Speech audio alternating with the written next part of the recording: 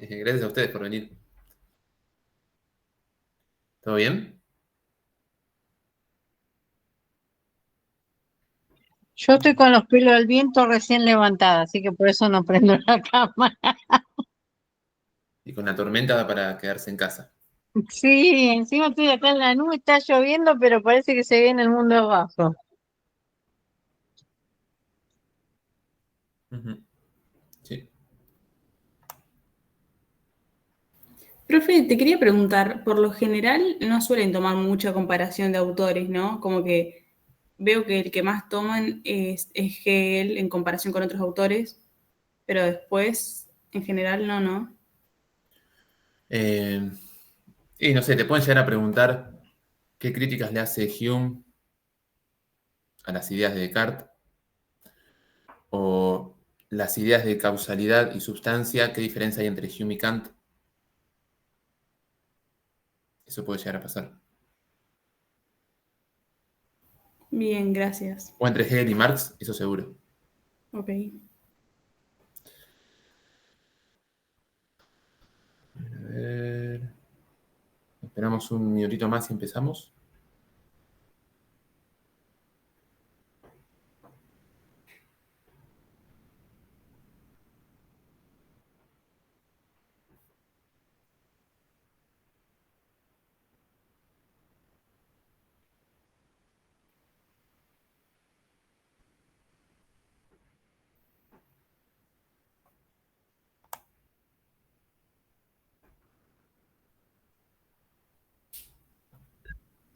Perdóname, ¿cómo? No recuerdo tu nombre, de ahí que apareces como la Jaureche.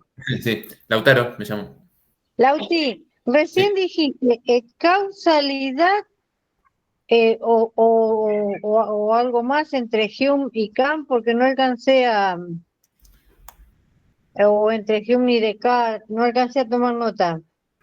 Las ideas de causalidad y sustancia para Hume son una cosa y para Kant son otra. Ah, ok. Empezar a preguntar eso, qué diferencia hay entre uno y otro. Te agradezco, ¿eh? No hay nada.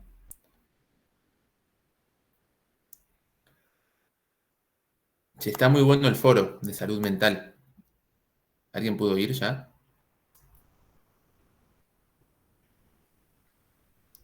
El FOSAME. No, yo no pude ir. ¿Qué es hasta hoy? Ya está hoy. Sí, sí. Está lleno de gente. Y muy interesantes las charlas. Hay una a las 12 ahora, más tarde también.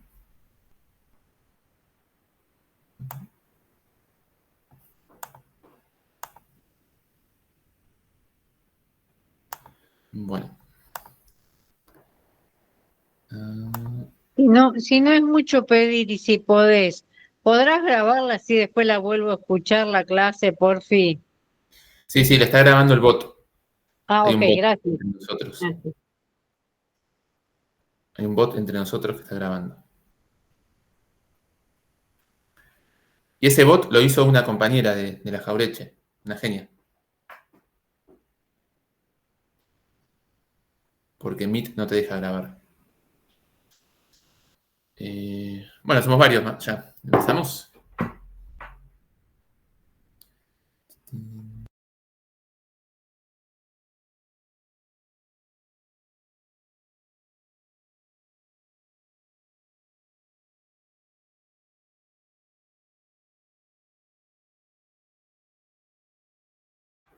Bueno, comenzamos. En el encuentro anterior del lunes, eh, parece que fue hace poquito, pero fue hace bastante ya, 4 días.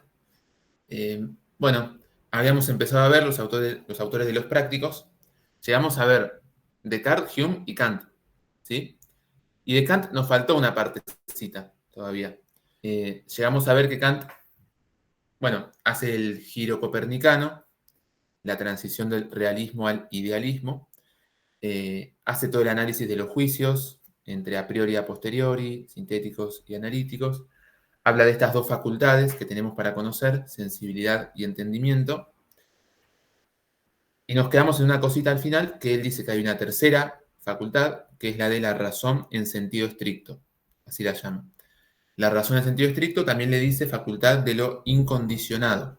¿Por qué? Porque intenta conocer más allá de las condiciones de posibilidad que tenemos para conocer. Es decir, el ser humano no puede conocer a Dios o el alma, o si el universo tiene origen o no, o si es infinito o no. Sin embargo, pretende conocerlo. Es como una inclinación que tiene la naturaleza humana. Esa inclinación está llevada a cabo por esto que Kant llama razón en sentido estricto. Entonces, es una facultad, la razón, que intenta conocer más allá de los límites que tenemos. Y por eso, porque intenta conocer más allá de los límites, cae en contradicciones, ¿sí? Algo que Kant llama paralogismos o antinomias. No sé si llegaron a ver algo de eso. Ya se entrará mucho en detalle, no vale la pena tanto, pero bueno, habla de eso, de que incurrimos en contradicciones cuando intentamos conocer más allá de nuestros límites. Entonces hay cosas que pueden ser pensadas, como Dios o el alma, pero no pueden ser conocidas. Es decir, pueden ser conceptualizadas. Podemos pensar en un ser que está fuera del espacio y del tiempo, como Dios, pero no podemos conocerlo. Bien. Y entonces, así como decíamos que las representaciones o contenidos de la sensibilidad se llaman intuiciones y las del entendimiento se llaman conceptos, las de la razón se llaman ideas. Idea es un término técnico en Kant, que son estos contenidos de la razón en sentido estricto. Y las ideas son tres: Dios, alma y mundo.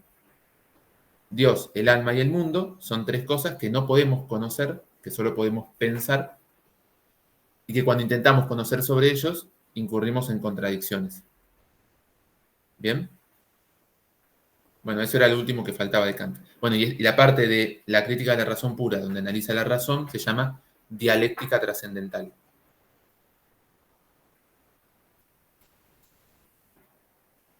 Cuando intentamos conocer el alma, Dios o mundo, caemos en incurrencias.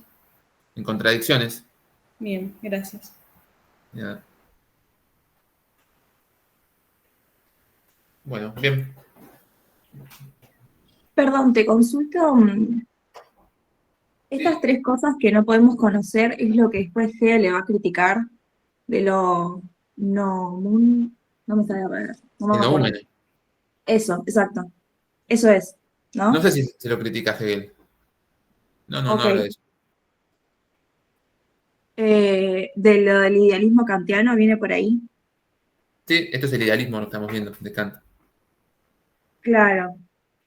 O sea, para Hegel es como una limitación, como... No, esto es Kant que estamos viendo. No, claro, sí, ya sé. Pero estas tres cosas que vos planteaste, que es lo que no podemos conocer, Dios, alma y mundo, ¿sería esta limitación o eso es otra cosa? Sí, son tres ideas que no podemos conocer, que solo podemos pensar Ok. para Kant. ¿Esto sería parte de lo noúmeno? Sí, creo que sí. Ok. Sí, Perdón, disculpe, profe. sí.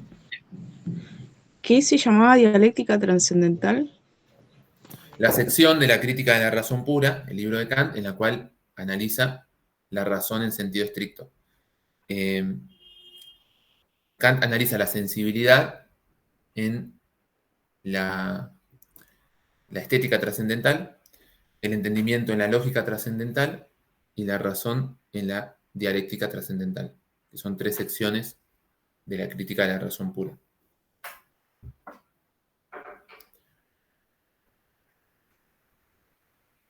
Bien. Gracias. De nada. Bueno, y a todo esto no dijimos qué significa trascendental para Kant. Kant distingue trascendental de empírico. Empírico se refiere a un conocimiento sobre las cosas o sobre la realidad. En cambio, trascendental es un conocimiento sobre nuestras condiciones de posibilidad para el conocimiento. ¿Sí? Por eso el estudio, el análisis que hace Kant es trascendental, porque no estudia la realidad en su libro, estudia al sujeto que pretende conocer la realidad. Por Profe, eso todo esto es perdón. estética trascendental, lógica trascendental, dialéctica. Sí, No, si puedes repetir, porfa. Kant dice que trascendental es... Es el estudio sobre las condiciones de posibilidad de nuestro conocimiento.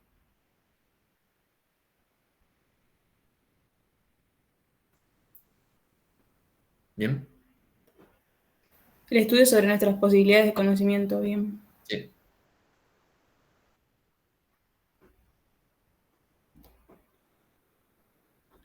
Bueno, bien, ¿no? ¿Vamos bien? ¿Más preguntas?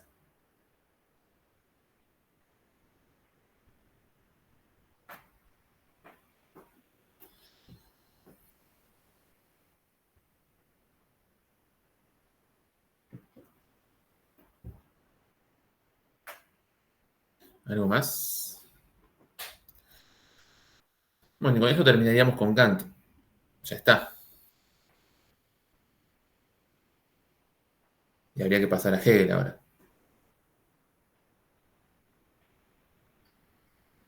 Perdón, te hago una consulta. Ujú. Sensibilidad y experiencia. No, Siempre entendimiento. son, bueno, sensibilidad. Siempre son a priori No, las eh, condiciones. no, hay intuiciones empíricas e intuiciones puras, o a priori. Las intuiciones empíricas es ver un color o sentir un dolor, Ah, percibir algo. o sea que son a priori y a posteriori. No, le llama intuiciones empíricas e intuiciones puras. Ah, ok. Y las intuiciones Gracias. puras son esas dos, espacio y tiempo. Claro, ahí va.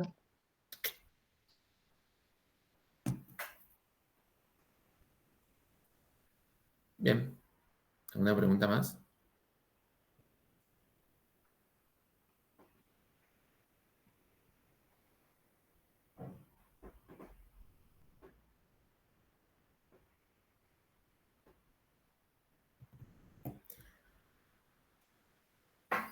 Seguimos con Hegel.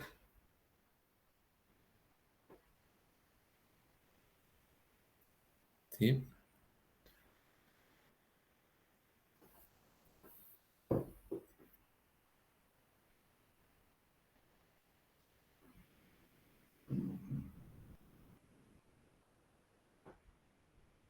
Bien. Bueno, pasamos a Hegel entonces. Eh, la filosofía de Hegel, al menos lo que se ve en esta materia, van a ver que empieza siendo algo muy distinto a lo que venimos viendo. No comienza hablando sobre la mente humana, sino sobre la historia. Pero después tiene un sentido, termina teniendo un sentido de por qué se ven en psicología este texto. En los prácticos se ven las lecciones sobre la filosofía de la historia, donde Hegel empieza haciendo un análisis de cómo se conceptualiza lo histórico, o sea, cómo se estudia la historia. Y comienza diciendo que hay tres maneras de abordar lo histórico. Una es la simple historia, otra es la historia reflexionada o historia reflexiva, y la tercera es la historia filosófica. ¿Sí? La simple historia es cuando un historiador se limita a describir lo que sucede en su tiempo y lugar. ¿Sí? Y cita a historiadores antiguos que describían lo que veían en su época. Este relato histórico no está mediado por una reflexión de por qué sucedió lo que sucedió, si era necesario o no, si podría haber pasado otra cosa, qué sentido tiene hacia el futuro eso. No, es simplemente una descripción. Esa es la simple historia. ¿Bien? En segundo lugar, la historia reflexionada o historia reflexiva es donde sí hay una reflexión. Y esto a su vez se divide en cuatro subtipos, que eran la historia general, la historia pragmática, la historia crítica y la historia por conceptos.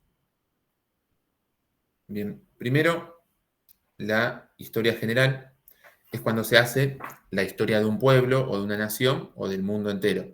¿Sí? Yo no puedo hacer la historia de Argentina sin que haya una reflexión, porque no voy a describir únicamente lo que yo veo en mi tiempo y lugar. Tengo que abordar un periodo de muchos años. Entonces la historia general es ese primer subtipo, la historia de una nación o un pueblo o del mundo entero. En segundo lugar, la historia pragmática es cuando la historia se utiliza como una herramienta para el presente. ¿Vieron esa frase de que hay que estudiar historia para no repetir los errores del pasado? Bueno, ese es el sentido de la historia pragmática. Cuando hablamos de algo pragmático es algo útil, algo que sirve para algo. Es cuando se estudian ejemplos del pasado o de la antigüedad porque se busca en ellos una lección para el presente. Bien. En tercer lugar, el tercer tipo de historia reflexiva o reflexionada es la historia crítica, que ya no es una historia en sí misma, sino una historia de la historia. Es decir, se estudia cómo se hizo historia anteriormente, cuáles son sus supuestos, sus teorías, sus metodologías. ¿Sí? Es una historia que busca criticar cómo se ha hecho historia hasta el momento. Bien. Y en cuarto lugar, la historia por conceptos es cuando se estudia una actividad específica o una dimensión específica de lo humano. Por ejemplo, historia del arte o historia de la ciencia o historia de la iglesia o historia de la psicología o historia de la iglesia, creo que ya lo dije. Bueno, bien, son los cuatro tipos entonces de historia reflexiva. ¿Preguntas con esto?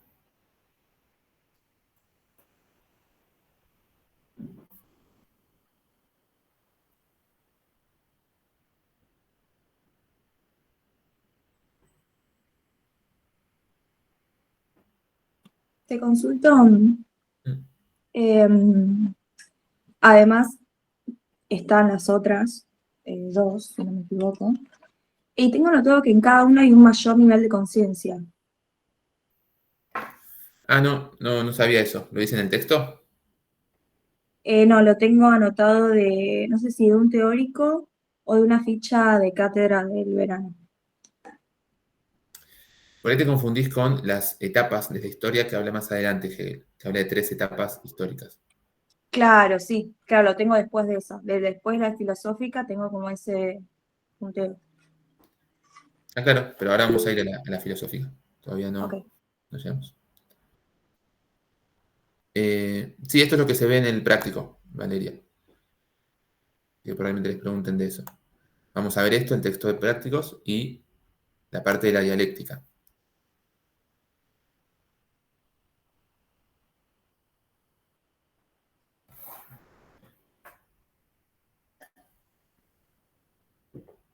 Bien, pasamos a la historia filosófica entonces.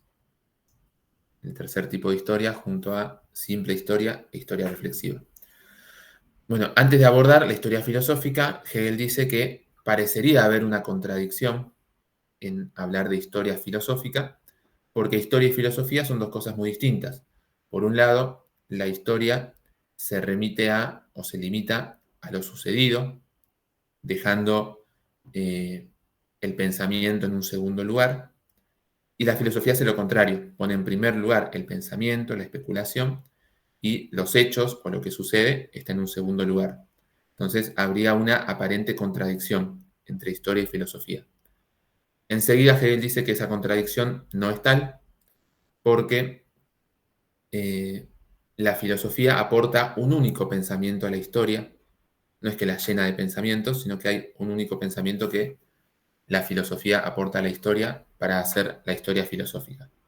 Y ahora les voy a decir cuál es.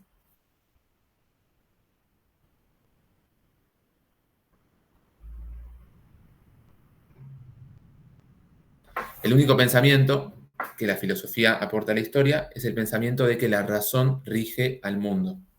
¿Sí? Es decir, que todo ocurre según la razón. Toda la historia es racional. ¿Bien? Entonces, todo lo que ha sucedido en la historia sucede según leyes históricas que más allá de que los seres humanos, de que los actores históricos las conozcan o no, las siguen igual, esas leyes. Entonces, todo en la historia tiene una racionalidad, tiene una razón de ser, tiene un sentido, tiene un propósito.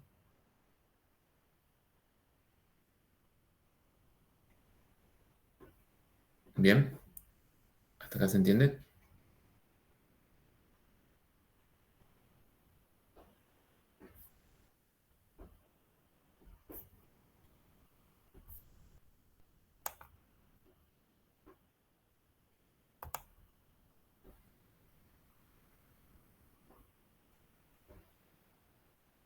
Bueno, seguimos.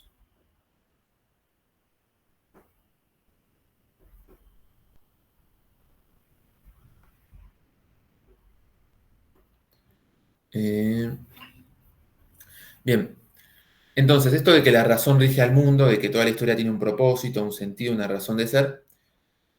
Antes de continuar, Hegel dice que ya existen dos tesis afines a lo que él dice, o sea, dos ideas parecidas que ya existen en el pensamiento o en el sentido común o en las que ya creemos, y lo dice como para hacer más digerible lo que él está comentando, su filosofía. Dice, ya hay dos creencias afines o similares a esta que estoy comentando.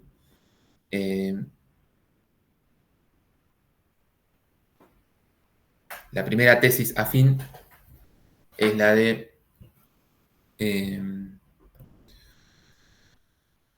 bueno, él la llama el nous, que es una idea de la filosofía antigua, de que habla de que la naturaleza se rige según leyes, ¿sí?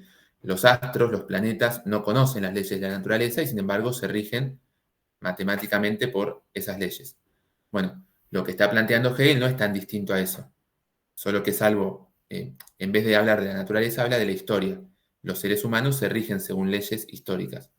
Entonces Hegel dice, esta tesis, la de que la naturaleza es racional y la naturaleza se rige según leyes, es parecido a lo que yo estoy diciendo, a mi filosofía.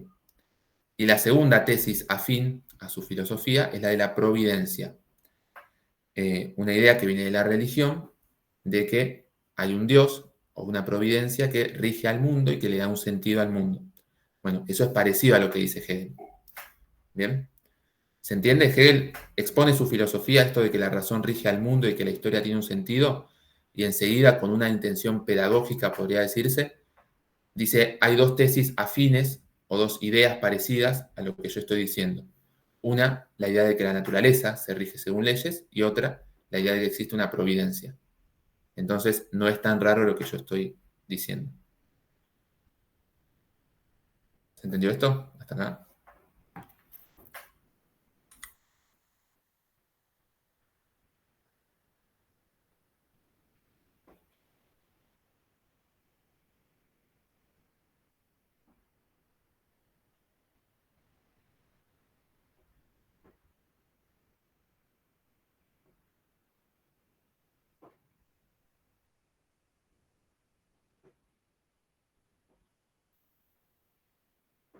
Bueno, seguimos.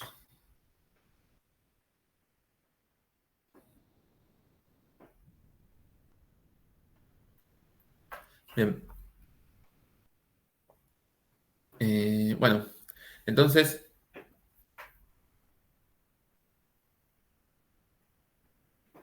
ahí vamos a lo del espíritu. Valeria. Entonces, esto de que no, está bien.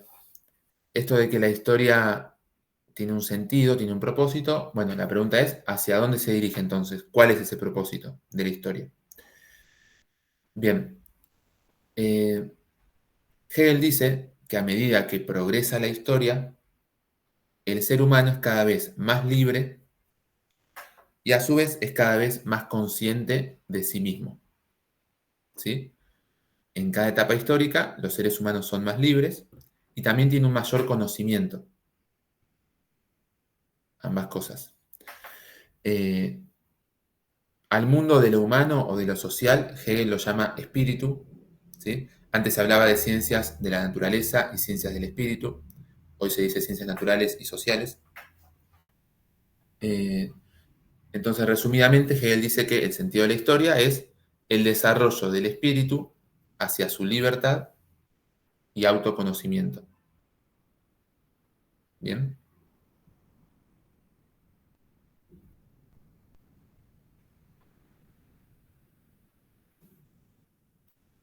¿Se va entendiendo esto?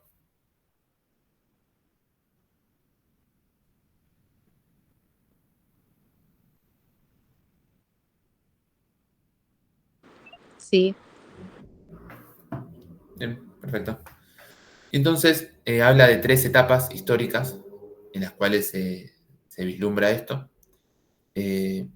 dice, por un lado, para empezar, en los antiguos pueblos orientales, donde reinaba el despotismo, había un único ser humano, el emperador, que era libre, y el resto, sus súbditos, no eran libres. ¿Bien? Es el grado mínimo de libertad que tenía la especie humana. Eh, Luego, la segunda etapa es la de la antigüedad griega y romana, donde algunos son libres y otros no. ¿Bien? Entonces el ser humano es más libre, hay un progreso respecto a la etapa anterior y además hay un mayor autoconocimiento. Para Hegel hay un progreso ahí en la filosofía, en el arte, en la ciencia. Y la tercera etapa es la del presente de Hegel, la del cristianismo germánico, donde ya sí el ser humano es completamente libre y completamente autoconsciente. ¿Bien? Entonces, cada etapa histórica es como un escalón en el cual el espíritu va subiendo hacia un grado mayor de libertad y autoconciencia.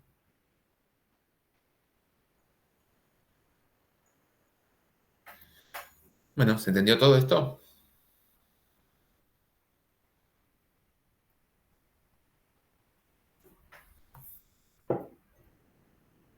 ¿Preguntas?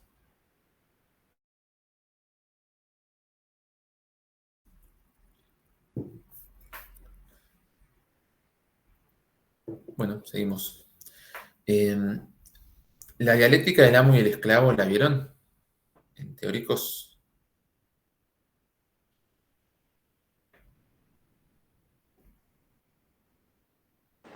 Sí, yo la vi. Vamos a ver eso entonces.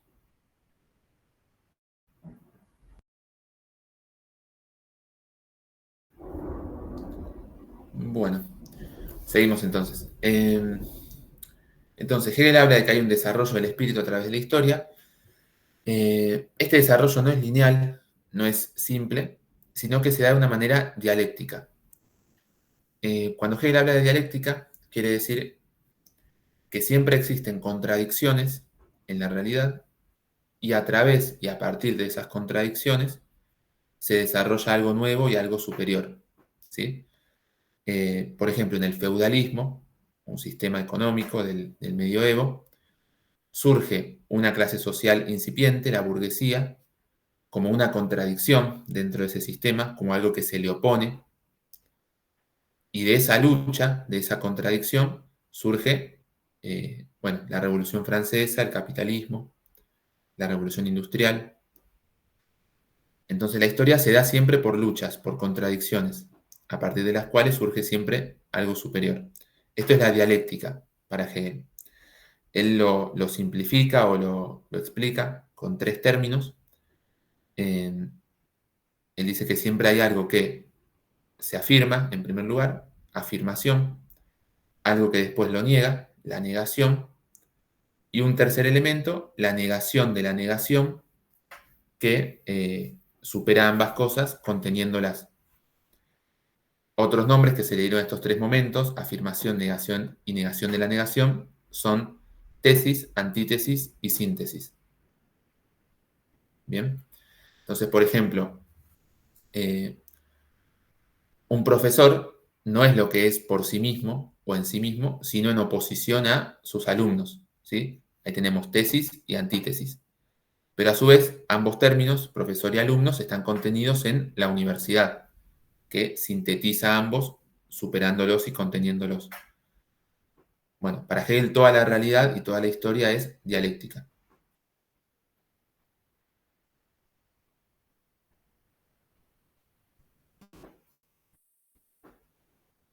¿Preguntas con esto?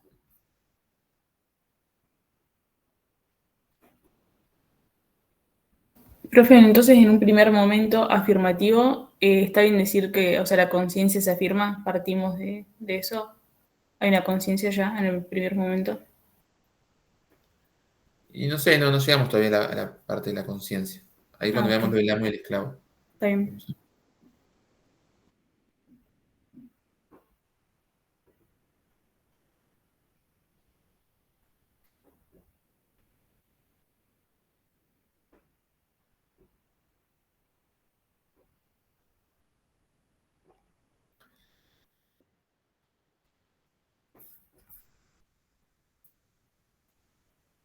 Bien, seguimos. Bien, y todo esto, toda esta idea de la dialéctica, de la historia, le sirve a Hegel para explicar cómo surge la conciencia humana. ¿Sí? Y acá llegamos al tema que nos interesaba.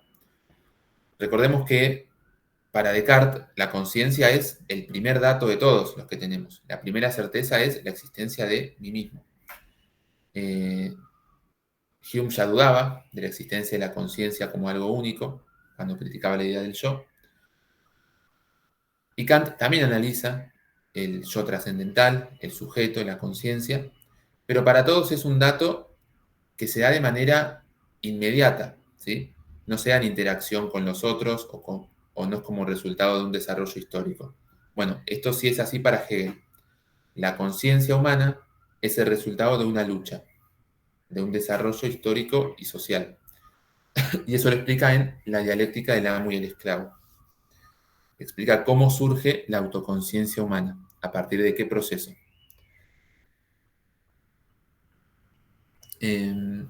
Bueno, a ver, comienza diciendo que la autoconciencia no puede surgir de el simple pensamiento, de la especulación, porque cuando uno piensa en algo, está sumido en eso que está, en ese objeto en el que está pensando. Si yo miro la tele, Profe, me ¿puede olvido. repetir la primera parte? Perdón. Sí, que la autoconciencia no puede surgir del pensamiento únicamente, de la especulación, porque cuando yo pienso en algo, estoy sumido en ese objeto en el que estoy pensando. Si estoy mirando televisión, me olvido de mí mismo. Estoy enfocado en eso que estoy mirando, ¿sí? Por eso la autoconciencia, como un primer paso, pero que no es suficiente, aunque sí es necesario, tiene el deseo. Cuando yo deseo algo, me acuerdo de mí mismo. Si yo estoy viendo televisión y me da hambre, me olvido por un momento de ese objeto y me acuerdo de mí mismo, de que tengo una necesidad.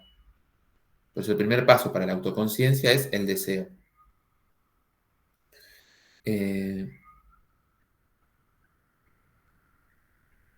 Ahora bien, hay distintos tipos de deseo.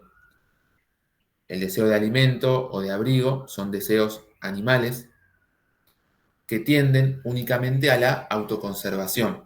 Tienen como objetivo la autoconservación de la vida, ¿sí? O sea, es un deseo animal, biológico. Eso no me alcanza para tener la autoconciencia humana. ¿Por qué?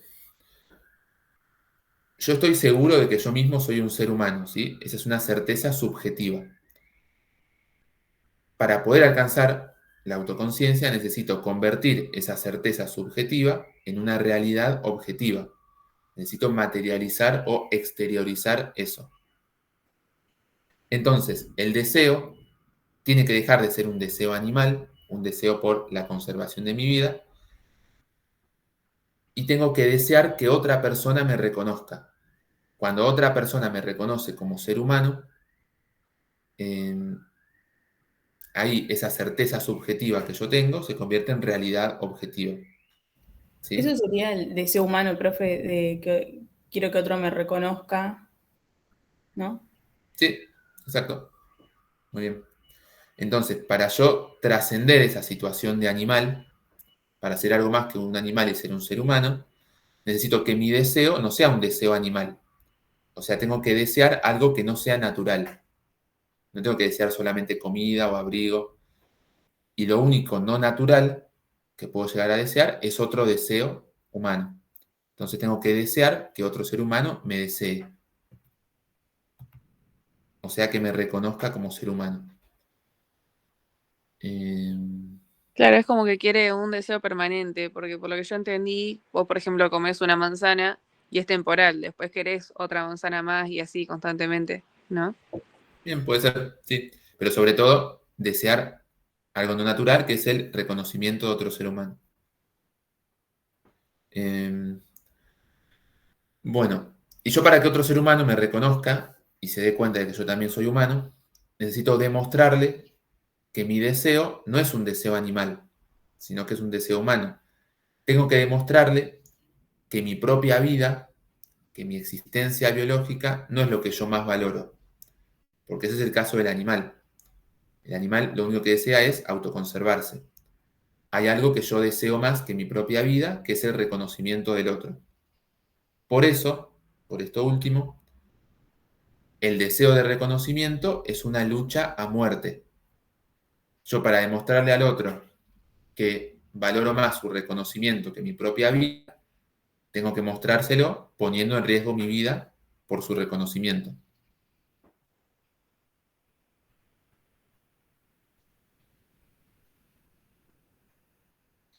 Por eso, el deseo de reconocimiento deriva en una lucha a muerte con el otro,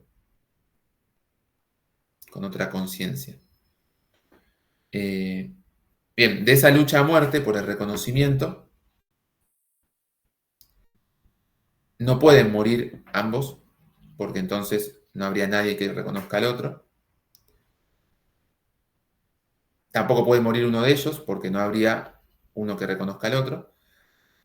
Lo que tiene que suceder es que una de estas dos conciencias que se enfrentan termine valorando más su vida y abandone en esta lucha a muerte, y la otra sea la que triunfa, ¿sí? De esa lucha entonces surgen dos tipos de conciencia, una es la del esclavo y otra la del amo. El esclavo es el que se rinde porque valora más su vida, y el amo es el que gana en esta batalla. Es como cuando van dos motos, una enfrente de otra, y ven cuál gira primero. Bueno, así.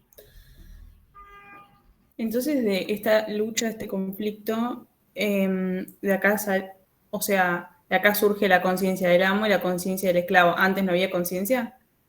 No, claro, no había. Ah, antes no había, bien.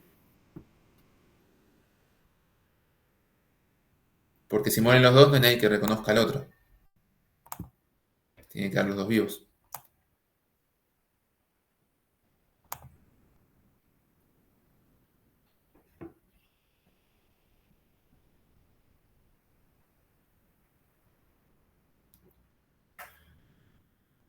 Bien. Entonces de ahí surge el amo y el esclavo. Perdón, pero siempre esto lo hablamos metafóricamente, Sí, sí, sí. porque así escuchado da como que si se Como que muere pasa. uno queda el otro. Si no, si se muere el amo, el esclavo queda como amo y así sucesivamente. Sí, tienen que quedar vivos los dos para que Ok. uno reconozca al otro. Sí, sí, sí.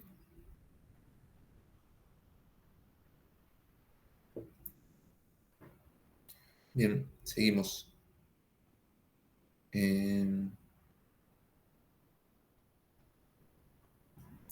Bueno. El resultado entonces es un amo y un esclavo, pero Hegel va a terminar diciendo en el texto que la historia pertenece al esclavo trabajador. Entonces hay un proceso por el cual el esclavo es el que termina ganando. ¿Por qué?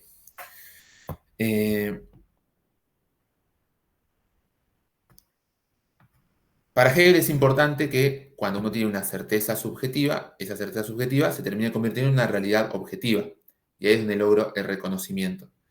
Por ejemplo, yo tengo la idea de una casa, pero mientras eso esté en mi cabeza, es solamente una idea.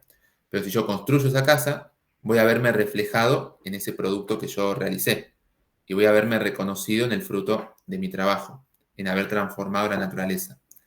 El problema que tiene el amo es que él no trabaja la naturaleza, sino que todo lo hace el esclavo por él. El esclavo ya le da el producto terminado. Y el amo no se ve reconocido en su propia obra porque no la tiene, ¿sí? Es otro el que produce. Eso en primer lugar. Y en segundo lugar, el amo tiene la desgracia de que se ve reconocido por alguien a quien él mismo no reconoce. Para el amo, el esclavo es una cosa o un animal o menos que eso. Entonces no se ve reconocido por un igual, por un par, sino por alguien inferior a él. Profe, Entonces, por esas dos cosas, el amo no termina logrando ese reconocimiento porque no es reconocido por alguien igual a él y porque no transforma la naturaleza.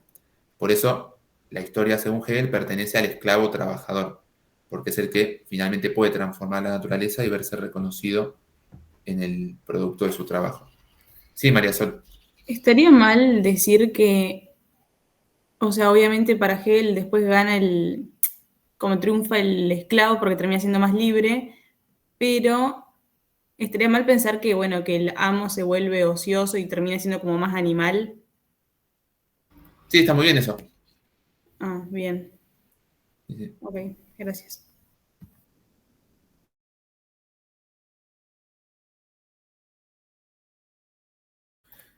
Bien. Y esa es la dialéctica del amo y el esclavo. Así surge la autoconciencia. ¿Alguna pregunta? Es como un cuentito. Bueno,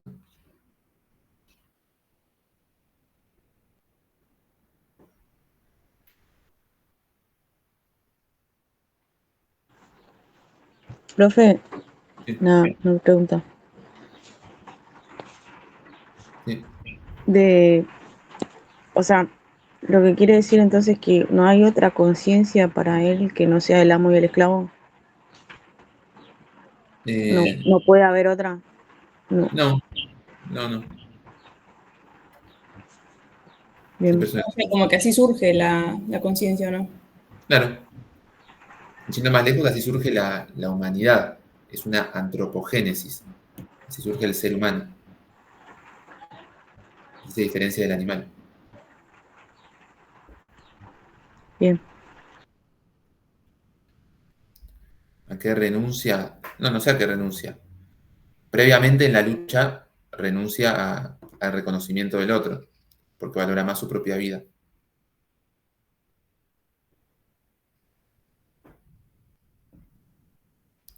¿Y por qué otra cosa? Porque es reconocido por alguien inferior a él, a quien él mismo no reconoce, no por un igual.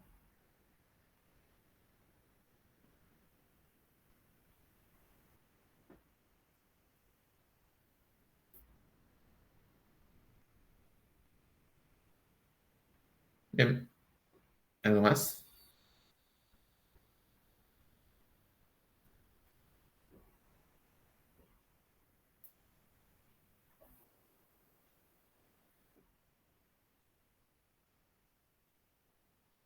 Lo que yo no entiendo, que no sé cómo formular la pregunta igual, pero, o sea, el amo nunca está satisfecho porque lo reconoce el esclavo, pero después en el final el esclavo lo deja de reconocer directamente, ¿o cómo sería? Si lo deja de reconocer. Sí, porque dicen que él termina ganando al esclavo, que gana su libertad y todo eso, pero lo deja de reconocer al amo, ¿o cómo sería? Y supongo que sí, no sé si lo dice explícitamente así, Hegel. Claro, Supongo que sí, porque termina convertido en un animal, el amo. sí, sí. Ah, bueno, gracias. Bueno,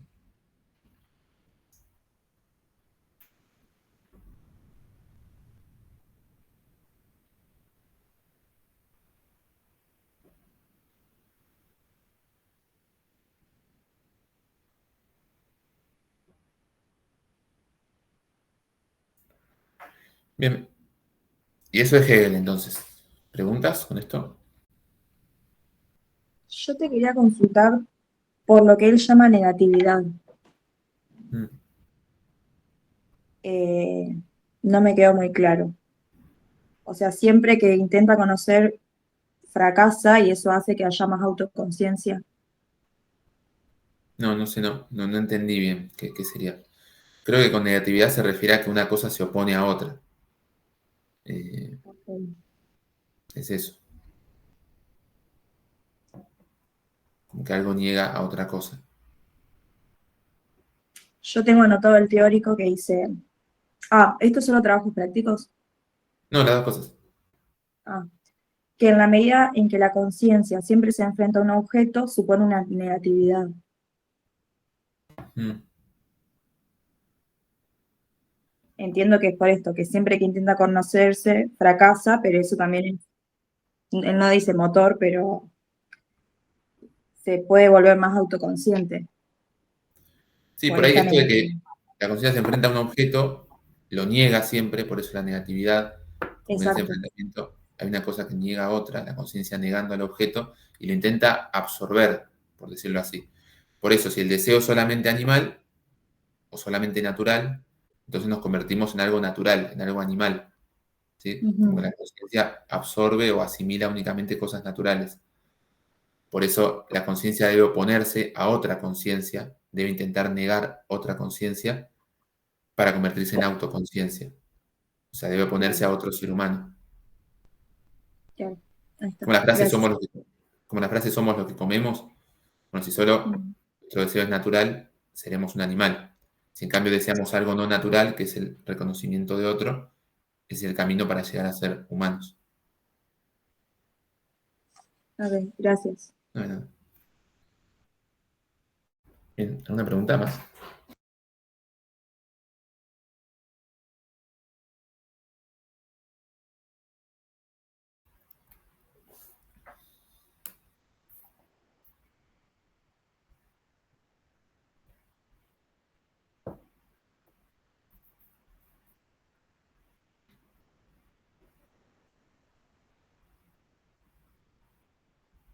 Tengo, perdón, también otro reporte de teóricos que dice que Hegel descubre que la conciencia y el mundo es una misma cosa. Esto viene porque justamente estamos pensando en una clave histórico-social.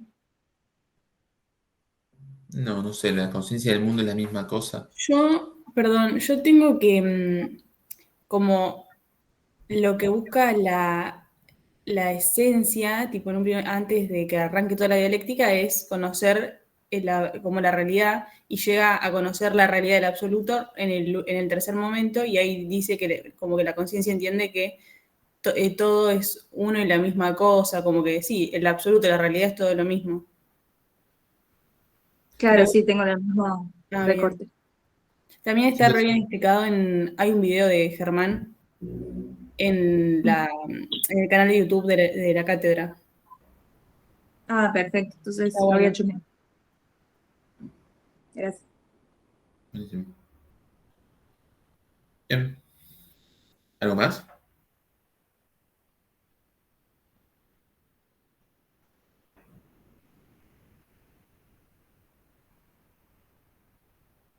Creo que Hegel, igual, profe, debe ser el más complejo de todos, como que hasta que lo entendés. Sí, puede ser. Y Kant también, me parece. Sí. Sí, sí, sí. Bien. ¿Alguna pregunta? ¿Seguimos? Entonces, ¿quieren? Vamos con Marx. Eh, bueno, Marx es un joven hegeliano, eh, o sea, aprendió de la filosofía de Hegel, pero la critica. Eh, Hegel decía que la historia había llegado a su fin durante su época porque el ser humano era finalmente libre y autoconsciente.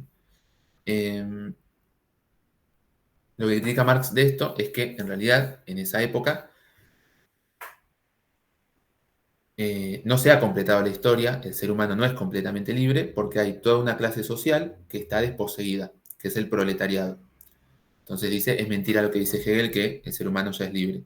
Falta todavía una etapa más, la del socialismo, donde ya no habrá clases y donde ahí sí el ser humano será completamente libre. Esa transición al socialismo no se, no se da por la teoría, o no es posible que se dé por la teoría únicamente, sino por la praxis política. Y eso es lo que le critica a Hegel, a los filósofos anteriores y a sus contemporáneos también, que se limitan a analizar el mundo, a hacer filosofía sobre él, pero no a transformarlo. ¿Bien? Entonces lo que falta es una praxis política que busque transformar la realidad. Bien. Eh, entonces, lo que dice Marx es que la dialéctica de Hegel está muy bien, pero que hay que dar la vuelta. Está como de cabeza. Eh, porque Hegel es idealista, para él la realidad es la historia del despliegue de la idea, de cómo la idea se realiza en la realidad, como si hubiera una partitura que después se va realizando musicalmente durante la historia. Bueno, hay ya todo un plan, un propósito de cómo se va a realizar la historia. Y las diversas revoluciones, eventos, los diversos hechos históricos son escalones para la realización de ese propósito histórico, que es, como decíamos, la libertad del espíritu y su autoconocimiento. Para Marx es al revés, no está primero la idea y después lo material, sino primero lo material y después la idea. Por eso lo que funda es el materialismo. Para Marx, la primera premisa de la historia debe ser la existencia de seres materiales, los seres humanos, concretos, con necesidades concretas, y que transforman la naturaleza para satisfacer esas necesidades. ¿Sí? Entonces, lo primero de todo para Marx es cómo el ser humano transforma la naturaleza, y eso significa, de ahí deriva, un sistema económico. ¿Sí? Cómo produce y cómo comercializa para satisfacer sus necesidades. Entonces, lo primero de todo para Marx es la economía. ¿Sí? La primera premisa, repito, es la existencia de seres humanos concretos con necesidades, y entonces, cómo se organizan y cómo entran en relaciones sociales entre sí para satisfacer esas necesidades, de ahí deriva un sistema económico. Y luego, en segundo lugar, y como derivado del sistema económico, viene todo lo demás: las leyes, la moral, la estética, la filosofía, la religión, la política. Todo eso es secundario respecto a la economía. ¿Sí? Por eso Marx es materialista, entonces. Primero de todo está lo material.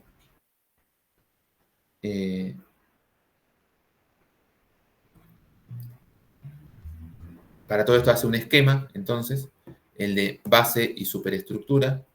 En la base está el sistema de producción, la economía, que puede ser capitalista, feudal, esclavista, y a partir de ahí se determina la superestructura, que es la política, la ética, las leyes, la filosofía, la religión, el arte, todo lo demás. Profe, de acá se puede pensar que por eso Marx dice como que la vida material determina la conciencia, digamos, de a partir de de la estructura, de ahí surge la superestructura, que ahí está la ideología, como todo lo de la conciencia. Sí, perfecto, muy bien. Lo Genial. resume en esa frase de que no es la conciencia la que determina la vida, sino la vida la que determina a la conciencia. ¿Bien?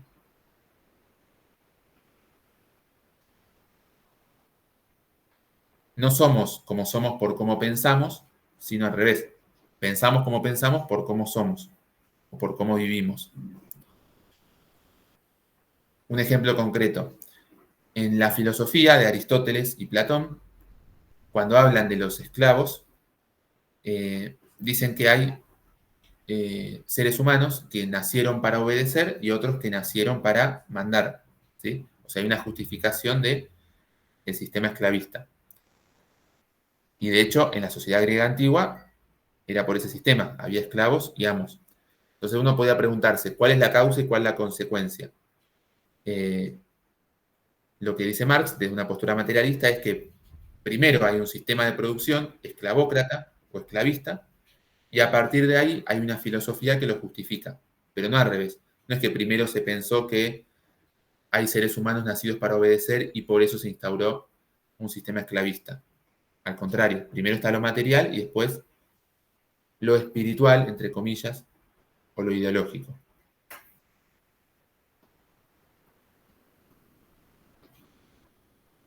No, al revés, ciudadana.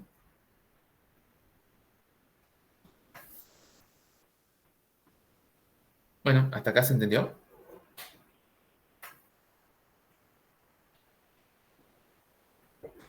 Sí, se entendió. Perfecto. ¿Ahora vas a seguir con el tema del trabajo enajenado y todo eso? Sí, me voy a nombrar.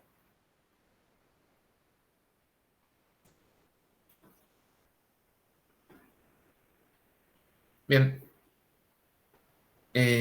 Quedan 5 minutos y el bot tiene que terminar de grabar la clase. ¿Les parece si salimos y entramos de vuelta 11:10? Preparamos el mate, todo. Dale. Están todos en el Dale. grupo, ¿no? Sí, yo sí. Les paso por las dudas de nuevo el link del segundo Meet por acá, por el chat. Denme un segundito. A ver.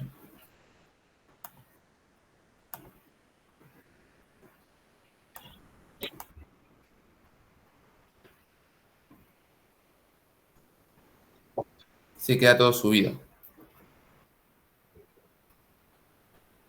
Este es el segundo link. Así que 11:10 entramos ahí, ¿les parece? ¿Alguien lo puede poner en el grupo? Porque yo estoy desde el celular, por fin. No, ahí lo copié. Ok. Lo pego en el grupo, dale. Perfecto, Dale, gracias. gracias, Marisol. Genial. Nos vemos 11:10. Bueno, chao. Nos vemos.